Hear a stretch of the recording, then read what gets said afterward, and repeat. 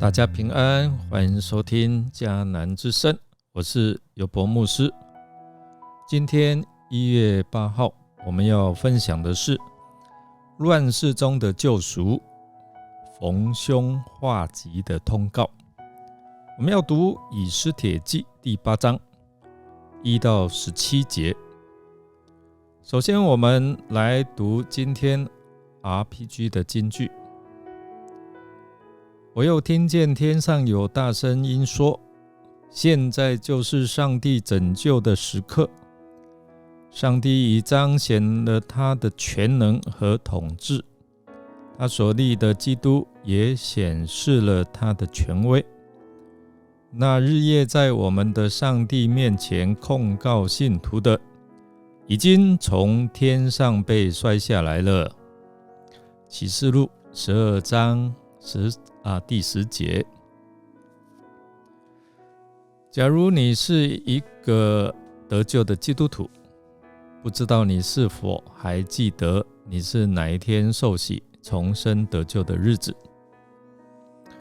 是什么奇妙的经历让你接受耶稣成为生命的救主呢？不知道你还记不记得当时候的感动？12月亚达月13日，这一日原本对于犹大人来说是大凶之日，因为先前国王所发出要灭绝全国所有的犹大人的谕令，就是末底改的宗族，这样的一个谕令是不可废除的。那现在我们看到情势已经改变，所以在以斯帖王后的请求下，王只好再下达新的谕令。这一次王的书记按照谁？按照末底改的吩咐，用各省的文字与各地的方言，包括用犹大人的文字方言来写新的谕令。之后呢，我们看到他快马加鞭就寄送到127个省的犹大人手中。这新的谕令抵消第一个谕令的办法是修改原先谕令的主词和受词，还有它的内容。就是在亚达月，就是12月的13日，犹大人本来是坐以待毙嘛，那现在他们可以聚集起来，然后保护自己，并且来剪除或是杀戮、灭绝攻击他们的人，还附带说可以夺取他们的财物。距离亚达月13日大概还有8个月左右的时间，那这就给犹大人充分的时间，可以招聚商讨来防卫如何去防卫的工作。他们可以在当天合法武装防卫自己的家园和财产，就是谁来攻击他们，他们可以自由来防卫，并且杀那一些攻击他们的仇敌，也可以夺取他们的财物。透过末底改所发布的这个新的谕令，与哈曼所传的谕令很不同了。首先，犹大人只能够杀灭那一些攻击他们的人，至于与犹大人和平相处的人，那犹大人不可下手来害他们，因为这样才可以保护无辜的百姓免于身陷杀生的危机里面。那这个跟哈曼所下令所有的人可以杀光犹大人，不论他们是男女老少，一个都不留，有很大的不同。第二，就是这个自卫与攻击行动只限定在亚达月的13日这一天，那另外苏三城是允许到14日，以避免失控酿成大祸。那最后我们可以从第9章10、15、16这3节的经文反复提到犹大人，说他们却没有下手来夺取这些仇敌的财物。那么我们可以推敲，就是说这表示犹大人的目标只是要抵挡那一些仇视和恨恶他们的人，他们要来攻击他们、杀害他们，那他们可以防卫，不像哈曼那样想要借机来趁火打劫，将犹大人的财产占为己有。那两者之间的动机就有很大的区别。我们看到新的谕令来通告之后，犹大人感到松了一口气。虽然犹大人在这一日，就是亚达月的13日，仍旧可以面对仇敌的攻击，可能要面对仇敌的攻击，但是现在他们可以合法，然后保护自己，所以对他们来讲，这是上帝格外的恩典临到他们。所以我们来看，从第一份的谕令，哈曼用王的名义盖上王印，发布通告，那对犹大人来讲是一个灭绝的通告。然而现在末底改用亚哈水鲁王的名义盖上王印，颁布了这一份的通告，翻转了犹大人的未来，使他们得到这个是重生的通告。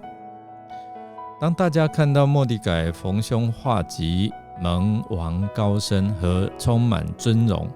又看到新谕令的通告，就欢呼快乐。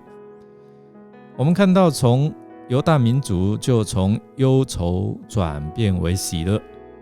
从被辱被瞧不起的，现在他们因末底改高升而欢呼快乐。这也连带在影响到当地的人，当地的一些的官长，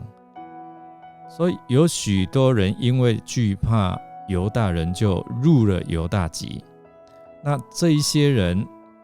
可能是看见上帝在犹大人的灭族危机里面，看到上帝施行奇妙伟大的工作，进而决定敬畏及跟随以色列的神耶和华上帝，所以他们办理了归入犹大籍。今天我们有4位兄姐要在主与众人的面前誓约，受洗归入主的名下。另外有1名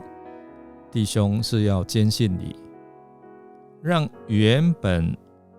应该灭亡的生命，因着相信耶稣，接受耶稣成为生命的救主，而让属灵的生命可以逢凶化吉，脱离死亡的权势，领受了耶稣所应许的永恒的生命。我们在这纪念